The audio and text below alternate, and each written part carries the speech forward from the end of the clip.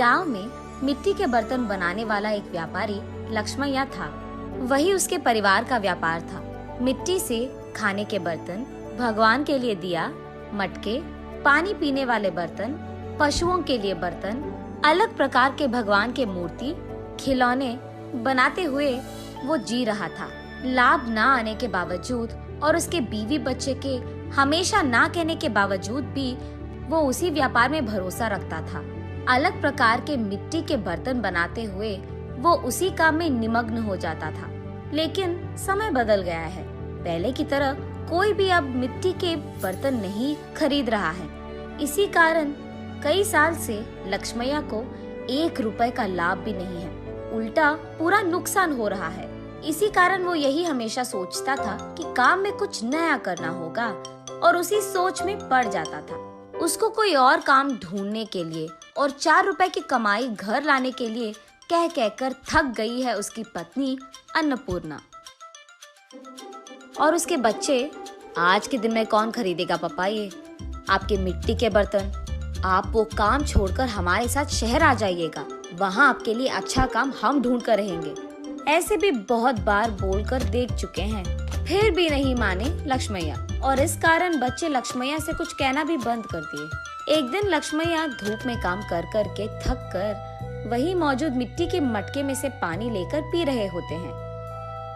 हाँ, इस गर्मी के मौसम में ठंडे पानी के लिए मिट्टी के मटके रखते थे। अब न जाने क्या हो गया लोगों को, मिट्टी के मटकों को छोड़कर मिट्टी को खराब करने वाले फ्रिज और एसी से काम चला रहे हैं। और मुझे समझ में नहीं आता कि उनको मिट्टी के बर्तन से काम चलाने में क्या ही प्रॉब्लम है। ऐसे सोच में पड़ जाता है और अचानक उसे एक योजना सूझती है। तुरंत उसके बीवी के पास जाकर ऐसे कहता है, सुनो, मुझे एक अच्छा योजना सूझा है। क्या है वो? अगर हम मिट्टी से फ्रिज तैयार करें तो कैसे रहेगा? लगता है मिट्टी में काम कर करके आपका दिमाग भी मिट्टी का बन गया। अरे ऐसे क्यों कह रही है? तो फिर ये कैसी बात हुई? मिट्टी से फ्रिज कौन बनाता है? पागल हो क्या तुम? अरे ये बेवकूफी की बात नहीं है। सोचो एक बार, मिट्टी के मटके में कुछ भी रखो तो ठंडा रहेगा ना। तो फिर अगर मिट्टी से हम फ्रिज बनाएंगे तो उसमें भी चीजें ठंडे ही रहेंगे ना। ए चलो आप यहाँ से, मेरी बात कब मानते हो वैसे भी। चलो जाओ तुम यहाँ से, जो करना है कर लो। ऐसे कहकर अन्नपूर्णा वहाँ से चली जाती है। अगले दिन लक्ष्मैया बहुत कोशिश करके एक छोटा सा मिट्टी का फ्रिज बनाता है। ऐसे ही कुछ फ्रिज तैयार करके उस गांव के बाजार में लेकर जाता है।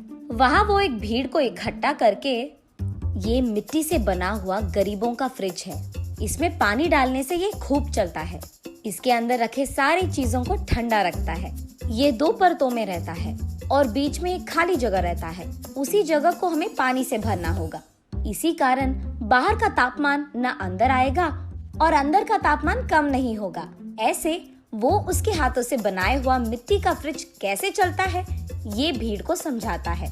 और क्योंकि उस भीड़ में से कुछ लोगों को ये बहुत अच्छा लगता है, वो लक्ष्मैया के पास फ्रिज को खरीद कर वहाँ से चले जाते हैं। बाकी फ्रिज को लेकर लक्ष्मैया घर पहुँचता है। उस दिन के कमाए हुए पैसों को उसके बीवी के हाथ में रखता है लक्ष्मैया। उन पैसों को देख आश्चर्यचकित होकर अन्नपूर्णा ऐसे कहती है, क्या इतने पैसे मिले आपको इस बार? आज गरीबों का फ्रिज कुछ बिक गए। बाप रे, ये सच है क्या? इसका मतलब तुम्हारे मिट्टी के फ्रिज को खरीदने वाले लोग भी हैं। चलो अच्छा है, कुछ तो आया हाथ में। इतने दिनों में कुछ पैसे तो घर लाए तुम। ये कहकर वो वहाँ से चली जाती है। ऐसे लक्ष्मैया उसके बाद कुछ और मिट्टी के फ्रिज को बनाकर बाजार लेकर जाता है।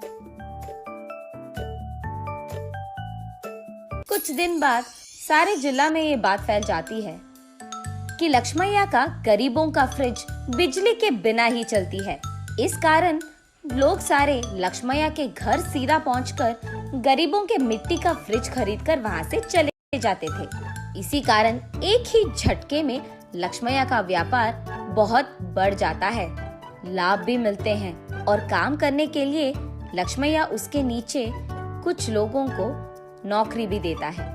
ये सब देख अन्नपूर्णा अपनी आंखों का भरोसा ही नहीं कर पा रही थी। शहर में कुछ तो भी काम करवा देंगे आपसे, कहने वाले उसके बच्चे भी आज लक्ष्मैया के हाथों से बनाए हुए मिट्टी के फ्रिज को शहर में बेचने की व्यापार शुरू करते हैं। ऐसे लक्ष्मैया को उसके मेहनत का फल मिलता है, वो अमीर बनता है और खुश रहता है।